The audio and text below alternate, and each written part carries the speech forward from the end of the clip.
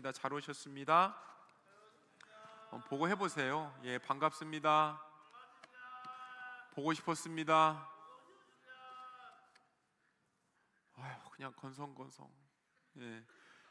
여러분, 그 또 진심이 느껴지기도 합니다. 눈 한번 이렇게 보시죠. 옆에 분들 좀 이상하게 생겼어도 한번 보세요. 보시면서 보고 싶었습니다. 한번 더 해보시겠습니다. 그래요, 여러분. 훈훈한 인사들이 우리 가운데에서 계속 넘치기를 소망합니다. 여러분, 사진들을 어디에다가 찍으십니까? 사진들, 예, 휴대폰에다가 다 찍어서 담죠. 예, 휴대폰으로 다 사진을 찍습니다. 그 전에는 어떤 걸로 찍었을까요? 예, 디지털 카메라로 사진을 찍었습니다. 제가 대학교 2학년 때 디지털 카메라가 나왔습니다. 그 사진을 담는 용량이 굉장히 작은데 가격이 막 한 20만 원 정도 했었던 거예요. 그런데 디지털 카메라 이전에도 카메라가 있었죠. 예, 뭐 필카라 그러나요? 그렇죠. 필카라고 부르는 사진이 있었습니다. 여러분, 그때까지만 해도 제가 예식장 같은 데 가면 이렇게 후레쉬를 아저씨가 이렇게 보면서 하나를 터뜨리면서 사진을 찍는 이제 그러한 모습들도 있었어요. 그래서 여러분, 한때 사진을 찍는다라고 했던 것은 필름을 쓴다는 그러한 이야기였습니다. 필름 하면 생각나는 게 또 있어요, 여러분? 필름의 메이커를 아십니까? 또 필름의 메이커는 잘 모르시는군요. 코닥 들어보셨어요? 예, 아그파 들어보셨어요? 후지, 예, 이런 필름들이 있습니다. 그러니까 여러분, 그 중에서 가장 으뜸이 그 코닥이라고 하는 필름이었는데요, 이 필름 위에다가 우리가 사진을 얹혔었던 거예요. 사람들이 모르는 사실 하나가 있는데, 이 필름 하면 코닥, 코닥 하면 필름. 실은 코닥이라고 하는 회사는 필름만 유명한 게 아니라 디지털 카메라를 처음 만든 회사가 코닥입니다. 여러분들, 디지털 카메라라고 딱 떠올리면 어떤 회사가 또 이렇게 생각이 나시나요? 캐논이 생각나시지 않아요? 니콘, 이런 게 생각나시지 않습니까? 디지털 카메라의 맨 처음 그걸 만들었던 회사가 여러분 코닥인 거예요. 컴퓨터 시대가 나오고 디지털 시대가 시작이 되고 코닥이 이 회사 안에서 스스로 고민을 하기 시작했대요. 우리를 성공하게 만들어준 이 필름을 이제는 저버려도 될까? 지금까지 우리를 이렇게 먹여 살려줬었는데 이걸 포기할 수 있을까? 여러분, 이러한 고민 끝에 컴퓨터 기술, 디지털 기술들을 접기로 선택을 합니다. 분명히 컴퓨터, 디지털 시대가 오기는 하겠는데 필름은 영원할 거야, 이 생각을 고수했었던 거예요. 여러분, 그때부터 매출이 떨어지기 시작해서 당시 최고 매출과 지금의 매출을 비교해 보니까 20분의 1밖에 나오지 않는다는 거예요. 그 정도로 망해버렸습니다. 코닥이 이렇게 디지털 시대를 외면할 때에 급성장한 회사가 소니예요. 캐논, 니콘. 코닥이 디지털을 접을 때 소니는 디지털이 완성되지도 않은 기술을 가지고 제품을 만들어서 시장에 팔았다 그래요. 여러분, 이게 기술의 차이입니까? 아니에요. 선택의 차이를 이야기하고 있는 거예요. 코닥이 변화를 거부한 이유들을 한번 보니까 게으르지 않았습니다. 게으르지 않았고 모르지 않았습니다. 게으름이나 무지가 아니라 과거에 익숙했기 때문에 그런 거예요. 내가 해왔던 것이 좋았다. 내가 해왔던 것이 좋았다. 지금은 너무나도 당연해 보이는데 국가의 미래를 걸 만큼 위험한 산업이 있습니다. 수익이 바로 나지 않는 산업, 투자를 시작하면 중간에 멈출 수 없는 사업, 공장을 짓는데 수조 원이 들어간대요. 전기, 물, 사람, 기술, 시간, 모든 자본들이 한 곳에, 그것도 한꺼번에 한 시간에 모여야 산업이 돌아갈 수 있는 이 분야가 있대요. 공장을 짓기 시작하면 돈이 워낙에 많이 들어가 가지고 멈출 수도 없고 늦출 수도 없는 그러한 산업들, 시작하는 순간 잘 되든지 아니면 쫄딱 망하든지 완전하게 판가름이 나는 그러한 산업이 있대요. 수조 원짜리 공장 때문에 이 투자금 회수하는데 몇십 년이 걸려가지고 초반부터 적자로 시작하는 산업, 뭘까요? 뭐예요? 이 산업이 대충 때려 맞춰 보세요. 이게 반도체예요. 반도체. 엄청나게 돈이 들어간다는 거예요.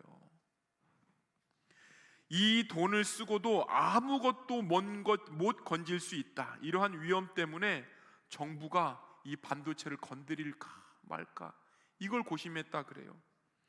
지금도 안정할 수 있고 지금도 성장할 수 있는데 보이지도 않는 그 미래에 투자할까? 여러분, 한국은요 그때 당시에 이러한 고민을 안고 투자했던 거예요. 전기 인프라를 깔고 체계를 다시 설계하고 인재 양성의 구조를 만들고 단기간에 성과가 안 나온다고 할지라도 수십 년을 바라볼 수 있는 그 투자들을 시작을 합니다. 왜 이렇게까지 해야 됩니까? 이게 당시의 여론이었대요. 이거 꼭 해야 됩니까? 반도체? 이게 당신의 여론이었다는 거예요. 그런데 시간이 지난 뒤에 이것 때문에 한국이 사는구나, 이것 때문에 한국이 사는구나, 이걸 발견하게 되는 거예요. 여러분, 만약 그때 당시에 잘하는 것이나 지키자, 우리 해왔던 거나 하자 이렇게 주장했다면 지금 한국이 저는 없었을 거라고 생각을 합니다. 과거를 지키기 위해 미래를 포기했던 코닥, 미래를 지키기 위해 현재를 내려놓았던 반도체. 여러분, 새 부대, 미래, 하나님 나라, 임재, 이게 전부 다 통하는 이야기들입니다. 여러분, 오늘 본문은요 하나님 나라가 세상에서 시작될 때에 사람들은 이것을 받아들일 수 있느냐, 못 받아들이는 사람도 있다는 거예요. 예수님께서 복음을 전하실 때 받아들이는 사람들도 있고요, 못 받아들이는 사람이 훨씬 더 많다는 거예요. 아하, 이 안에서 충돌이 일어나고 있구나. 분명히 예수님이 오셨는데 사람들의 마음속은 충돌입니다. 레위라고 하는 사람의 집에서 오늘 일이 시작이 됐어요. 이 레위의 직업이 뭐죠? 많이 들어보셨을 거예요. 뭐가 나왔어요 지금. 레위 직업이 뭐죠? 세리라고 하는 사람이에요. 세리가 뭐죠? 세금 징수원이었습니다. 여러분, 이 세리가 당시에 합법적으로 돈을 취할 수 있었던, 갈취할 수 있었던 그러한 지위에 있었던 사람이에요. 돈을 걷어서 로마에 송금하고 중간에 조금 삥땅도 좀 처먹고 이런 사람이 레위였었어요. 배신자, 이스라엘에 있어서 분노 유발자, 이런 사람이란 말이에요. 이 부정성 때문에 이스라엘 법정에서 세리, 증인이 될 수가 없었습니다. 회개가 불가능한 사람, 낙인이 그렇게 찍혀버렸고 이러한 평가가 굳어져서 회개가 불가능한 신분이라고 하는 말이 나올 정도로 배척받던 사람이 바로 세리였어요. 종교적으로 경계 밖에 있었고 공동체적으로는 회복 불가능한 사람들. 그런데 예수님께서 이 세리 레위에게 오셨던 거예요. 오셔서 말씀하십니다. 한번 읽어보실게요. 시작. 예수께서 레위라는 세리가 세관에 앉아 있는 것을 보시고 말씀하셨다.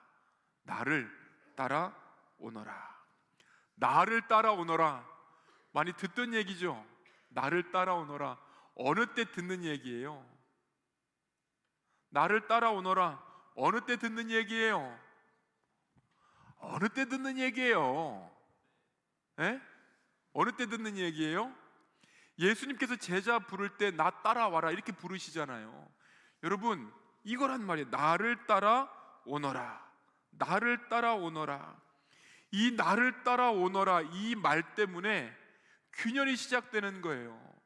레위는 예수님을 따라갈 수가 없습니다. 레위는 예수님께 순종할 수가 없는 거예요. 예수님이 레위에게 오실 수 없습니다. 그런데 오시는 거예요. 그리고 따라오래요.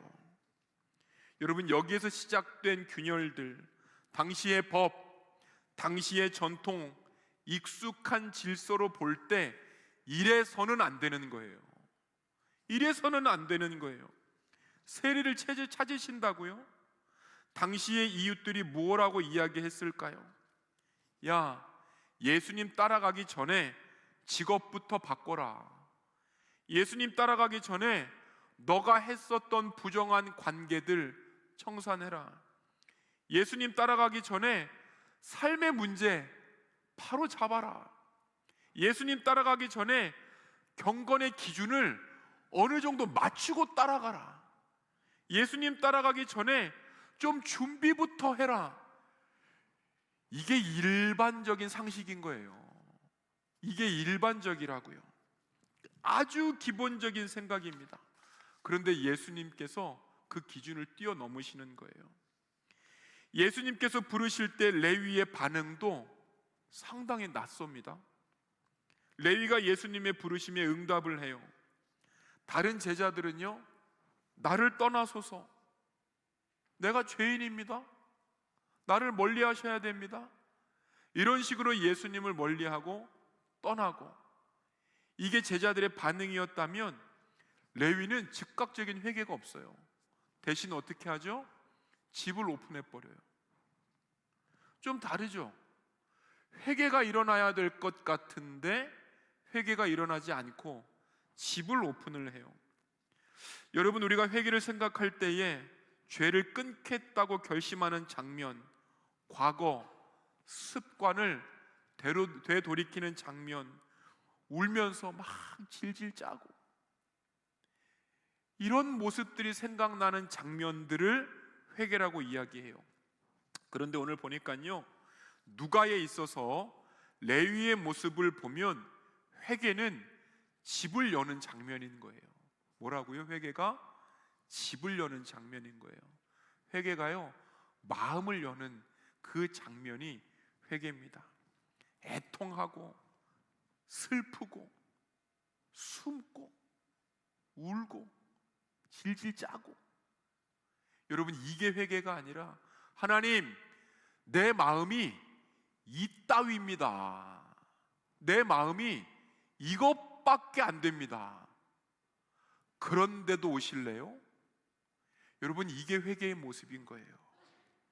내 모습이 이렇습니다라고 포장하지 않는 것, 마음을 여는 것, 자신의 집을 내어줌으로써 주님께서 주인 되게 하시는 것, 이것이 누가복음 그리고 레위의 회개였었던 거예요. 여러분, 보통 회개하면 어디에 가서 회개하죠? 회개할 때 어디 가서 회개해요? 요셉 형제, 어디서 회개를 해요? 그 성전에 와서 회개하잖아요. 그렇죠? 성전에 와서 회개하지 않습니까? 밥 먹다가 회개한 사람 봤어요? 없습니다. 그런데 여러분, 레위가 회개할 때는요, 성전에서 회개하지 않고 어디서 회개하죠? 집에서 회개하는 거예요. 집에서. 레위에게 성전은 준비된 사람들의 공간, 그래서 멀어요. 먼 거예요. 삶의 자리였었던 집. 무엇을 느낄 수 있어요? 예수님께서 오셨을 때 성전에 가서 예수님을 맞이하고 그리고 본 것이 아니라 그 더러운 마음과 같은 그 집을 오픈해서 예수님 오십시오, 이렇게 이야기하고 있는 거예요. 여러분, 뭘 느껴야 돼요? 정직함이에요. 그래서 회개라고 하는 것은요, 애통함, 회개라고 하는 것이 슬픔, 비통, 이런 것이 아니라, 아, 회개가 정직한 거구나, 아, 회개가 내 마음 이것밖에 안 됩니다 라고 고백하는 거구나. 여러분, 이 장면을 우리가 상상할 수 있어야 돼요. 그렇게 그의 집에서 잔치가 열리고 친구들이 와서 함께 먹습니다. 이 장면에서 불편한 사람들이 생기는 거예요. 이웃들이 불편해요. 누구를 부르죠? 따지기 좋아하는 사람들, 논쟁하기 좋아하는 율법학자 바리새인들을 그렇게 부르기 시작해요. 율법학자와 바리새인들이 집에 옵니다. 그리고 물어요. 한번 읽어보실게요. 시작. 어찌하여 당신들은 세리들과 죄인들과 어울려서 먹고 마시는 거요? 무슨 뜻이죠? 바뀌지도 않았는데 왜 좋아합니까? 이 뜻인 거예요. 바뀌지도 않았는데 왜 먹고 마십니까? 우리 불편합니다. 우리 이렇게 회개했고, 우리 이렇게 경건을 준비했는데 우리는 사람 취급도 해주지 않고 바뀌지도 않는 이 세리와 함께 식사하시겠다고요? 여러분, 기존 가치관하고는 맞지 않다, 이걸 피력하고 있는 거예요. 핵심이 뭐예요? 자격이 있냐? 세리, 걔네들 자격이 있냐? 이거 묻는 거예요. 이러한 질문에 예수님께서 자신의 정체성을 말씀하고 있어요. 어떻게 말씀하고 계시죠? 읽어보실게요. 시작. 건강한 자에게는 의사가 필요 없고 병든 자에게라야 필요하다. 여러분, 주님께서 정체성을 어떻게 드러내세요? 판사로 오신 예수님이 아니라는 거예요. 여러분들에게 오셨을 때 판사로 오신 예수님이 아니에요. 판사로 오신 것이 아니라 누구로 오셨어요? 의사로 오신 예수님이신 거예요. 자격을 논했었던 질문에 판단, 정죄, 칼 필요 없다는 얘기가 아니고, 판단, 정죄, 칼과 같은 것들로 나를 들이대지 않고, 야, 내가 너 안다, 그럴 수밖에 없었던 너의 상황을 안다. 치유자, 의사로서 예수님께서 오셨습니다. 죄인, 정리 대상이라고 하는 당시의 가치를 꺾고 죄인을 치료할 사람으로 보시는 거예요. 그래서 세리의 집에서의 잔치는 실수가 아니라 예수님께서 정확하게 원하시는, 예수님께서 너무나도 좋아하시는 바로 그 자리인 거예요. 죄인 때문에 오셨습니다. 여러분, 죄인 때문에 오신 거예요. 그런데 사람들이 여전히 불편합니다. 이해할 수 없어요. 질문의 방향을 바꿔요. 뭐라고 질문하죠? 읽어보실게요. 시작. 왜 요한의 제자들과 우리는 금식하는데 당신의 제자들은 먹고 마십니까? 우리는 자격을 쌓고 기다리는데, 우리는 금식이라고 하는 이 경건의 자격을 쌓고 기다리는데 왜 쟤네들은 금식도 안 하고 경건을 쌓지도 않고 준비도 없이 이 잔치에 초대가 됩니까? 이거 묻고 있습니다. 그렇게 금식 얘기를 가지고 와요. 여러분, 이 시대의 바리새인들이 1년에 한 번 금식하는 거 외에 한 주에 2번을 금식을 했다 그래요. 월요일과 목요일. 아마도 이 레위의 잔치 날과 이 바리새인들의 금식 날이 겹쳤었던 것 같아요. 한번 보실래요? 일주일에 2번 금식합니다. 월요일과 목요일. 시장이 열리고 사람들이 많이 모이는 월요일과 목요일에 금식하는 거예요. 경건이 보여지는 구조, 경건이 쌓이는 그러한 구조 속에서 나 이렇게 떳떳하게 했는데, 나 이렇게 떳떳하게 했는데 쟤네들은 그렇지 않다는 거예요. 여러분, 금식을요 잔칫날과 비교하여서 경건의 문제까지 가지고 올라가요. 하나님 앞에 서는 날이고 그러려면 금식해야 되는데 왜 먹고만 있습니까? 하나님을 향해서 진지한 날인데 왜 너는 먹고만 있습니까? 이러한 질문에 예수님께서는 규칙이 아니라 사건, 시간을 말씀해 주세요. 혼인잔치 아니냐? 혼인잔치 아니냐?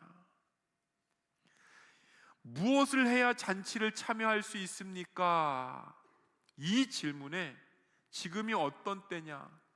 야, 무엇을 해야 잔칫날이 오는 게 아니고 신부라면 당연히 오는 거 아니냐?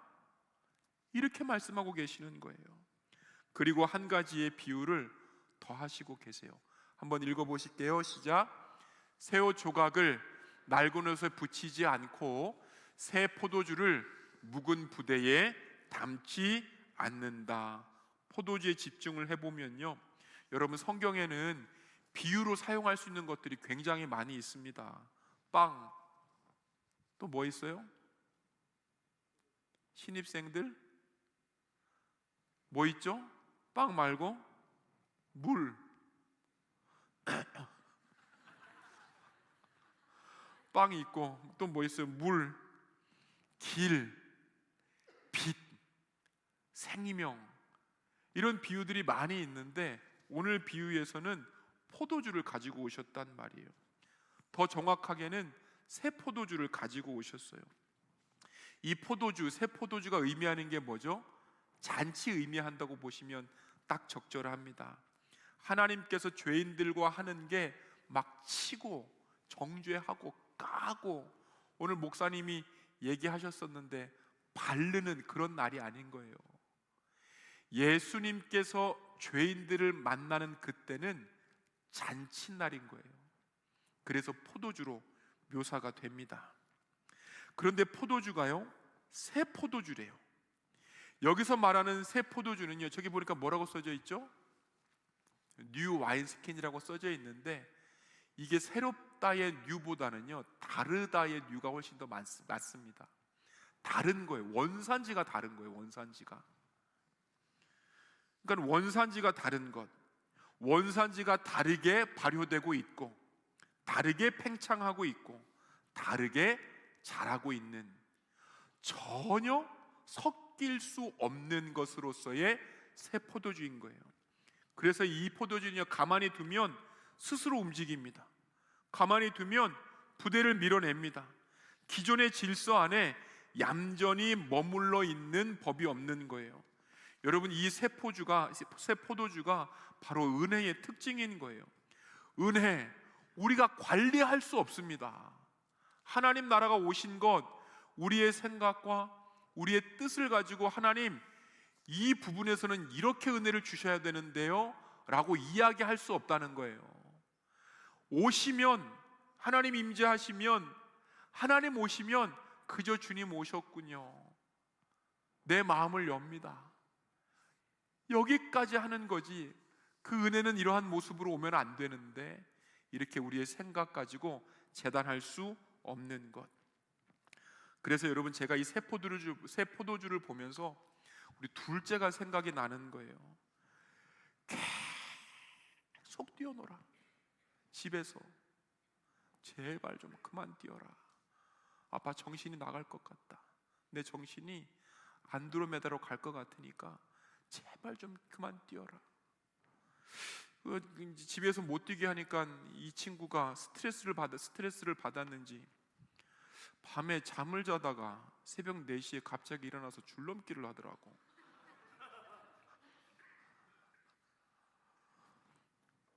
여러분, 통제가 되나요? 여러분들 아들들 특히 통제가 됐어요? 집에서 엄마가 가만히 있어 라고 하면 가만히 있습니까? 가만히 안 있습니다. 집이 깨지고 관계가 무너지고 어디 하나 다치는 게 우리 일상이란 말이에요. 여러분, 은혜, 새 부대가 굉장히 좀 비슷하다고 생각을 합니다. 새 포도주가 굉장히 비슷하다고 생각을 해요. 통제할 수 없습니다. 이런 친구가 어떻게 내 배에서 태어났지? 그냥 받아들이는 거예요. 이럴 수도 있구나. 여러분, 우리가 필요해서 불러낸 하나님이 아니라 우리와의 준비와 관계없이 주님이 오실 때에 왜 질서를 깨고 들어옵니까? 왜 우리의 상식선에서 오시지 않습니까? 이것을 질문하는 게 아니라 그냥 오신 것, 그 은혜를 그대로 받아들일 수 있고 인정할 수 있는 여러분들이 되시기를 바라요. 여러분, 우리에게는요 분명히 정돈된 삶이 필요합니다. 우리들에게는 분명히 회개하는 마음이 필요합니다. 그런데 기억하십시다. 예수님의 은혜, 우리의 마음보다 더 넓다는 걸 기억하셔야 돼요. 그분의 은혜, 깨끗한 마음에만 오시는 게 아니에요. 그분의 은혜, 정리되지 않고 상처가 많고 너저분하고 그래서 정신 차리지 못하는 그 자리까지 오시는 게 하나님의 은혜인 거예요. 사랑하는 여러분, 그 순간이 올 겁니다. 26년도에 저는 그 순간들이 여러분들에게 올 거라고 확신해요. 개인적으로 맞이하게 될 것이고 청년 공동체적으로 맞이하게 되실 거예요. 여러분, 이때에 질서를 지키기 위해서 내 상식에 맞지 않다고 문을 닫으실 거예요. 아니면 하나님 이렇게도 하시네요, 하나님 이렇게도 하시네요 라고 받아들이실 거예요. 새 포도주는 묵은 부대에 담기지 않습니다. 살아있기 때문에 그래요. 그래서 새 부대라고 하는 것은 완벽하게 준비된 사람이 아니라 오시면 그냥 받아들이는 사람인 거예요. 오시면 받아들일 수 있는 사람. 여러분들 이렇게 되기를 원합니다. 은혜가 오면, 감동이 오면 왜 그렇지? 내 삶에서 이런 건 일어날 수가 없는데, 이렇게 받아들이는 것이 아니라 오셨네요 주님, 은혜를 주셨네요 주님, 그대로 인정하시는 여러분들 되시기를 바랍니다. 그런데 많은 사람들이 그렇게 못해요. 이 누가복음 5장 말씀은 마태, 마가복음과 다른 한 구절을 첨부하고 있습니다. 한번 읽어보실게요. 시작. 묵은 포도주를 마시고 나서 새 포도주를 원하는 사람은 없다. 묵은 포도주를 마신 사람은 묵은 것이 좋다고 한다. 그냥 사람들이 은혜를 인정하면 좋겠는데 성경 말씀은 은혜를 불편해하는 사람이 많다는 거예요. 여러분 보세요. 말씀, 묵은 포도주. 묵은 포도주 뭔 뜻이에요? 숙성됐다는 거예요. 숙성됐다는 거. 많이 마셔서 아실 거 아니에요. 집에서 좀 안 해요? 소주인가? 죄송합니다. 여러분 인터넷을 찾아봤어요. 이렇게 설교한다고. 1981년산 40년 된 포도주, 숙성 포도주죠. 이거를 검색을 하니까 250만 원이 나와. 어제 만든 새 포도주는요, 그건 포도 주스야. 그 포도주가 아니고. 이걸 어떻게 비교를 해요? 묵은 포도주, 숙성된 포도주를 맛본 사람은 당연히 숙성된 거 찾는 거예요. 그런데 이게 아니라는 거예요. 다시 한번 얘기해요. 성경에서의 새 포도주는요, 새롭게 담근 포도주가 아니다. 새롭게 담근 포도주가 아니고 못 보던 거, 이걸 기억하셔야 돼요. 못 보던 거, 완전히 원산지가 다른 거, 그런 의미로서의 새 포도주다. 여러분 아시겠죠? 종교적인 전통이 묵은 거라면 하나님의 나라, 임재, 생명을 새 포도주라고 우리가 생각할 수 있습니다. 원산지가 다르기 때문에 같은 부대에 담을 수가 없는 거예요. 원산지가 다르기 때문에 우리가 내가 생각했던 기준으로 판가름할 수가 없습니다. 남아공 선교사 가가지고 무슨 10만 원 찾는데 3시간을 기다려. 아침 일찍 9시부터 가지 않으면 1시간이라도 이렇게 늦게 도착하면 그 10만 원 뽑으려고 12시에 나오는 거예요. 환장하겠더라고. 환장해. 욕할 수 없어요. 왜? 너무 달라. 기준이 너무 다른 거예요. 마찬가지예요. 섞일 수 없는 것, 섞일 수 없는 두 가지 사이에서 정말로 많은 사람들은 옛 것이 좋다, 옛 것이 좋다, 이걸 따라간다는 거예요. 그래서 여러분 포도주 비유는요, 옛 것과 새 것 이렇게도 볼 수 있겠지만 세계관이 충돌하는 거예요. 세계관이 충돌하는 거. 하나님 나라가 임했을 때에 은혜를 주실 수 있다고 해도 익숙한 모습이 훨씬 좋으니까 나에게 맞추어서 그 은혜도 주십시오, 이렇게 요구하고 있는 모습입니다. 익숙한 종교 때문에 새 것, 나를 바꾸는 새 것, 이것을 원하지 않는다는 것이 바로 39절의 말씀이에요. 여러분 누가복음이요, 이러한 사상을 계속 반복해서 보여주고 있어요. 돌아온 죄인에게 잔치를 열어줍니다. 그런데 잔치를 불편해하는 사람들, 소위 기존 사람들이 기존 사람들. 세리 레위, 정리되지 않는 자신의 자리, 집을 열어서 예수님을 초대해요. 함께 먹고 마셔요. 예수님과 제자 사이에, 예수님과 레위 사이에 문제가 없습니다. 그런데 외부 사람들, 기존 전통에 익숙했던 사람들, 이걸 자꾸 문제로 보기 시작한다는 거예요.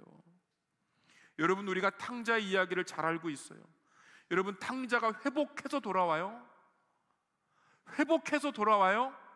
그렇지 않습니다. 냄새가 난 상태로 돌아오는 거예요. 자격이 없는 상태로 돌아오는 거예요. 종으로라도 살겠다는 그 마음 가지고 돌아오는 거예요. 그런데 아빠가 회개를 검사합니까? 그 둘째 자식, 이게 진짜인지 아닌지 테스트합니까? 그렇지 않아요. 가서 만져줄 뿐이에요. 그런데 문제가 어디서 나와요? 아빠가 문제가 아니라니까요. 첫째 아들이 보고 있는 거예요. 아빠와 둘째 탕자의 관계를 못마땅하게 여기고 있는 첫째 아들이 끝까지 보이는 거예요. 우리 삭개오의 이야기도 알고 있습니다. 예수님께서 삭개오가 변한 뒤에 그 집에 들어가신 게 아니에요. 사람들이 왜 하필 저 집이냐 이야기하지만 예수님께서 오늘 구원이 이 집에 이르렀다, 아주 깔끔하게 한 방으로 보내시는 거예요. 여러분, 죄인들을 다루시는 모든 장면이 다 이런 식이에요. 잔치, 오늘 구원, 새로운 포도주. 그가 준비되실 때 들어가신 것이 아니에요. 감정이 정돈되기도 전에 그의 집에 먼저 들어가시는 거예요. 여러분, 이게 하나님 나라의 은혜의 방식입니다. 우리가 여기에서 질문을 하나 해야 돼요. 주님께서 오셨을 때 여러분들은 어디 계시냐는 거예요. 주님께서 오셨을 때 나는 어디 있냐는 거예요. 한번 볼까요? 주님께서 오셨을 때 나는 은혜를 이해하는가? 아니면 은혜 안에 거하는가? 나는 잔치를 설명하는 사람으로 있는가? 아니면 나는 잔치 안에 들어간 사람들로 있는가? 그래서 우리는요, 나는 여전히 연약하지만 이 잔치의 자리에서 떠나지 않겠습니다. 여러분, 이 고백, 새 부대를 담아내는, 새 포도주를 담아내는 새 부대의 고백, 저와 여러분들의 고백이 되기를 원합니다. 묵은 포도주에 길들여진 사람들, 잔치를 인정하지 못해요. 생각이 바뀌지 않는 은혜가 더 좋고요, 관성을 흔들지 않는 그 하나님이 좋다고 고백합니다. 방종을 허락하는 것이 아닌데 쟤네한테 계속해서 손가락질하는 거예요. 사랑하는 여러분, 결론이 이것입니다. 하나님께서 받아들이시는 사람들, 환경들, 변화들, 은혜에 대해서 여러분들은 어떻게 생각하십니까? 우리의 공동체로서 무엇을 해야 됩니까? 개인으로서 우리는 어떻게 반응해야 됩니까? 옛 기준으로는 새로운 공동체, 옛 기준으로는 새로운 세상, 옛 기준으로는 다른 세계관을 받을 수도 없고 평가를 할 수도 없는 거예요. 레위의 집 앞, 탕자의 잔치집 앞, 삭개오의 집 앞 사람들은 끝까지 같은 자리에 앉지 않았습니다. 누구는 안으로 들어갔고, 누구는 문 앞에 있었고, 또 누구는 그 장면을 평가했습니다. 여러분은 어디에 있습니까? 잔치집 안에 계시는 분들이에요? 아니면 그 은혜를 해석하고 판단하는 밖에 있는 사람들입니까? 냄새가 났고 자격이 없었고 여전히 설명되지 않는 삶을 살아가지만 그럼에도 불구하고 은혜의 자리로 들어간 자들로서 살아가시는 여러분들 되시기를 소망합니다. 여전히 바깥에서 판단하지 말고 은혜가 있구나, 하나님 내가 나를 판단해보니 이것이 문제입니다, 저것도 문제입니다, 나는 구제불능입니다, 이렇게 나 자신도 판단하지 말고 그것보다 훨씬 더 큰 게 하나님의 은혜다. 이걸 인정하고 받아들이시면서 26년을 시작하시는 여러분들 되시기를 소망합니다. 사랑과 은혜의 하나님,